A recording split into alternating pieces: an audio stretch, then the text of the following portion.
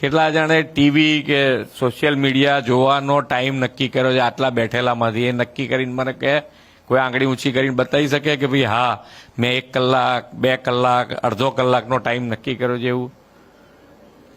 હે? નહીં. જેટલી ઈચ્છા થાય એટલું જોવાનું એમ ને? કોઈએ નક્કી નથી કર્યું. શું વાત છે? બોલ ભાઈ. હે? 3 થી 4 1 કલાક. Very good. એના તાળીઓથી વધાવવો પડે. કેમ તો કે ભાઈ અત્યારે 1 કલાક નક્કી કરવું એ બી અગત્યનું છે.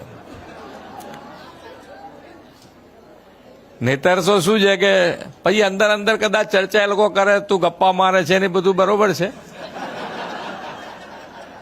એ એમનો પોતાનો બધાના આમાં શું છે, મિત્રો બધા એકબીજાને જાણતા હોય પણ છતાંય એના મગજમાં છે કે મારે આ નક્કી કરવું છે, એના માટે બી એને પ્રોત્સાહિત કરવો પડે કે ભાઈ આ કરવું જરૂરી છે.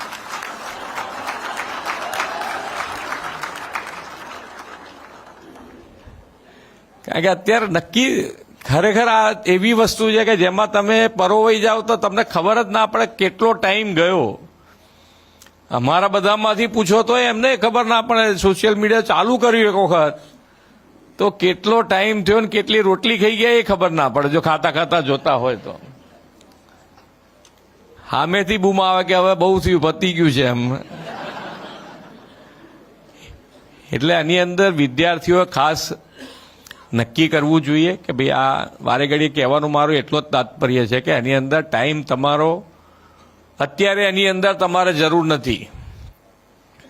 તમે મોટા થઈ જાઓ પછી થોડો ઘણો ટાઈમ વધારે ઓછો તમે આ કરો બરોબર છે, ભણી લીધા પછી, પણ ટાઈમ તમે નક્કી કરજો તો તમારા ભણતર માટે એ ખૂબ આવશ્યક રહેશે.